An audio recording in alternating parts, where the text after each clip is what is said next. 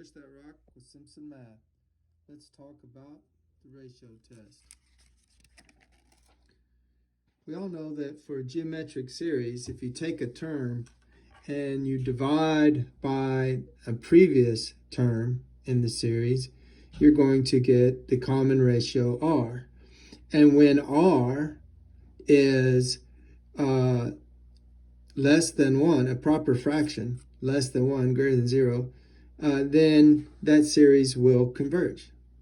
We know that. Well, this is sort of like the ratio test. The ratio test is very comparable to this.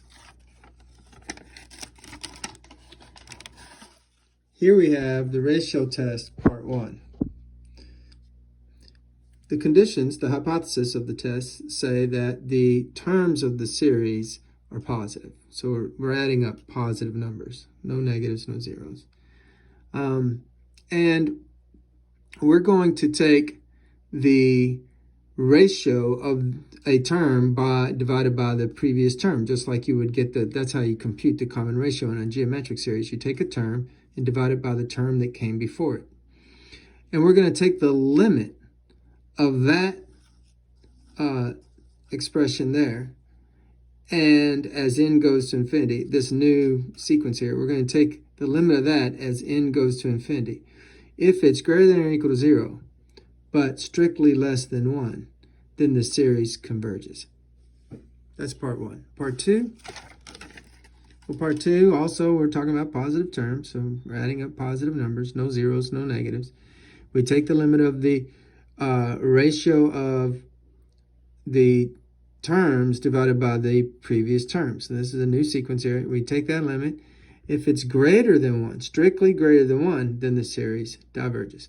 Now notice, neither part 1 nor part 2 dealt with being equal to 1. There was no equal to 1. If you get equal to 1 when you do this, the test is inconclusive. You haven't learned anything. So part 1 tells us if it's less than 1, but greater than or equal to 0, the series will converge. If this limit of this ratio of terms divided by previous terms, however, is greater than 1, then the series will diverge. But if it's equal to 1, you didn't learn anything. Okay, let's do an example. So we'll look at the series whose terms are 4 to the n over n minus 1 factorial. And we want to know, does it converge or does it diverge? What does it do? Well, we're going to take the terms, the nth plus 1 terms, So for n, I'm going to put an n plus 1 right there. So see, there's an n plus 1. For this n, I'm going to put an n plus 1 right there. So let's see. Oh, my goodness. N plus 1. The n plus 1 goes here. And then we have a minus 1 here because we're putting in n plus 1 for this. That should become n plus 1. Oh, goodness. That's terrible. Now, we take that and we put it over the nth term. Well, the nth term's given to us. It's right there. So there's the nth term. So we have the nth plus 1 terms of this sequence, the argument of the series, over the nth terms of the sequence, the argument of the series. And we're going to take the limit of this as n goes to infinity. Okay, well, we're going to change this to division symbol here, from the vinculum to the obolus here. So we have the n plus 1 term. Notice plus 1 minus 1, that's just n. And so we have the nth plus 1 term divided by the nth term. Now that means we're going to multiply by the reciprocal, of course. So the n minus 1 factorial comes up here, and the 4 to the n comes down here.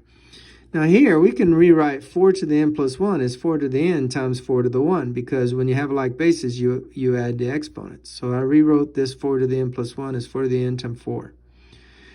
Now, n factorial means you go n times the number before it times the number before that, and you keep going till you get to 1. So we could rewrite it as n times the number before it factorial. See, it's sort of like if I have 5 factorial. Well, that's 5 times 4 times 3 times 2 times 1. But look, that's 4 factorial. So if you have a n and it's, say, 5, then you can multiply 5 by the n minus 1. Well, if n is 5, n minus 1 would be 4. You can take that n and multiply it by the n minus 1 factorial. So that's what we did right here. And notice, the n minus 1 factorials cancel. The 4 to the n cancels, and we're left with just 4 over n, which of course the limit of that goes, as n goes to infinity, is 0. Since we got 0, which is a part 1 condition, the series converges by ratio test. Math made simple. It's Simpson Math.